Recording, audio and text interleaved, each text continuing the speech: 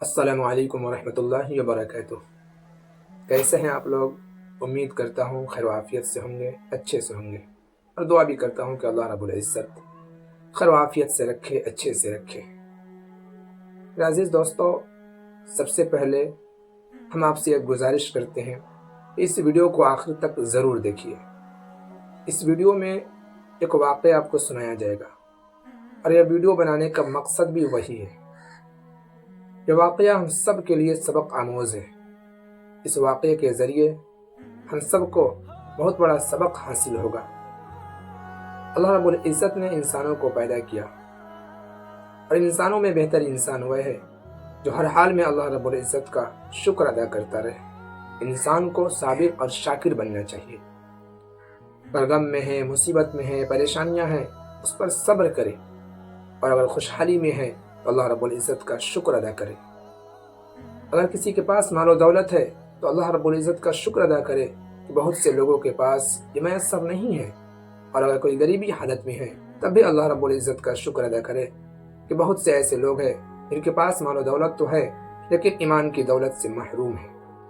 اگر کسی کے پاس 4 پہیے والی گاڑی ہے، اللہ رب العزت کا شکر ادا کرے کیونکہ بہت سے لوگوں کے پاس یہ نہیں ہے، اور اگر کسی کے پاس 2 پہیے والی گاڑی ہے تب بھی اللہ رب العزت کا شکر ادا کرے کیونکہ بہت سے لوگوں کے پاس وہ بھی نہیں ہے، اور اگر کوئی پیدل چل رہا ہے تب بھی وہ اللہ رب العزت کا شکر ادا کرے کیونکہ بہت سے لوگ ایسے ہیں جن کے پاس چلنے کے لیے پیر بھی نہیں ہے۔ غرض کے ہر حال میں اللہ رب العزت کا شکر ادا کرنا چاہیے، اور اللہ کی رحمت سے کبھی مایوس نہیں ہونا چاہیے۔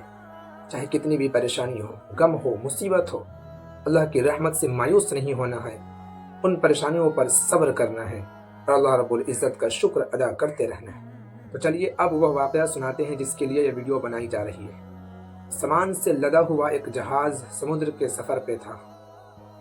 اچانک تیز آندھی آئی، طوفان آیا، اور طوفان کی وجہ سے وہ جہاز ڈوبنے لگا۔ جب جہاز ڈوبنے لگا تو تاجروں نے مشورہ کیا کہ بوجھ ہلکا کیا جائے تاکہ جہاز ڈوبنے سے بچ جائے۔ اس بات پر اتفاق ہوا جس کے پاس زیادہ سامان ہے اس کے سامان کو سمندر کے حوالے کر دیا جائے تاکہ جہاز کا بوجھ ہلکا ہو جائے۔ ان تاجروں میں ایک نیا تاجر تھا جس کے پاس بہت زیادہ سامان تھا۔ تمام تاجروں نے اس کا سامان پھینکنا چاہا، لیکن اس نئے تاجر نے اعتراض کیا کہ صرف میرا سامان ہی کیوں، سب کے سامان سے تھوڑا تھوڑا پھینکا جائے تاکہ میرا زیادہ نقصان نہ ہو۔ لیکن ان تاجروں نے نہیں مانا اور اس تاجر کو اس کے سامان کے ساتھ سمندر میں ڈال دیا۔ اب وہ تاجر جو سمندر میں ڈالا گیا تھا ڈر اور خوف کی وجہ سے بے ہوش ہو گیا۔ جب اس کی آنکھ کھلتی ہے تو کیا دیکھتا ہے کہ سمندر کے کنارے پر ہے ایک ایسا جزیرہ جو غیر آباد ہے، وہاں پہ کوئی آبادی نہیں ہے۔ بہرکیف اس نے اللہ رب العزت کا شکر ادا کیا کہ اللہ تیرا شکر ہے کہ تو نے مجھے بچا لیا۔ اب اس نے رہنے سہنے کا انتظام کیا اور ایک جھونپڑی بنائی۔ کچھ دیر کے بعد اسے ایک خرگوش نظر آیا، اس نے اسے پکڑا اور کھانے کا انتظام کیا اور سو گیا۔ دوسرے دن کیا ہوتا ہے کہ جب کھانے کے لیے انتظام کرتا ہے اور اسے پکانے جاتا ہے تب تک کہ اس کی جھونپڑی جل جاتی ہے۔ اب وہ گلا شکوا کرنے لگتا ہے کہ ایک تو جہاز سے سمندر میں ڈلوا دیا، اس کے بعد ایسی جگہ پہ لا کے رکھا جو غیر آباد ہے، جہاں پہ کوئی آبادی نہیں ہے۔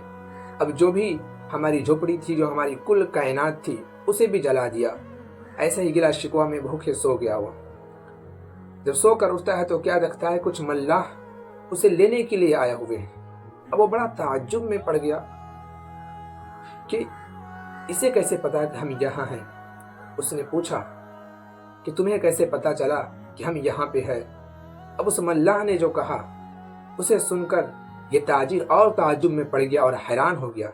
ان ملاحوں نے کہا بات یہ ہے کہ ہمیں پہلے سے پتا تھا کہ یہ جزیرہ اگر آباد ہے، یہاں پہ کوئی آبادی نہیں ہے، لیکن دور سے ہم نے دیکھا کہ یہاں سے دھواں اٹھ رہا ہے تو ہمیں یہ محسوس ہوا کہ یہاں پہ کوئی مصیبت میں پھنسا ہوا ہے، اسے نکالنا چاہیے وہاں سے۔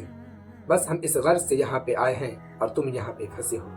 یہ سن کر اس تاجر نے اپنا سارا قصہ بیان کیا۔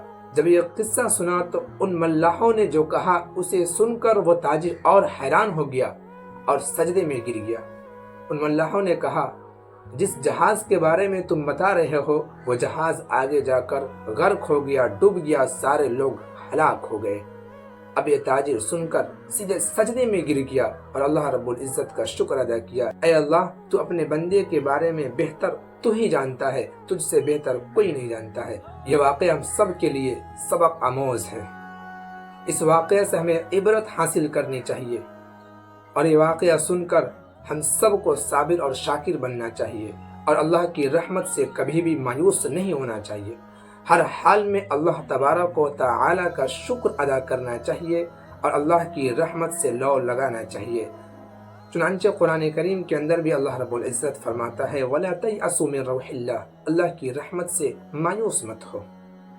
صدقہ جاریہ سمجھ کر اس ویڈیو کو آگے ضرور شیئر کیجیے تاکہ دوسرے لوگ بھی اس واقعہ سے سبق حاصل کریں۔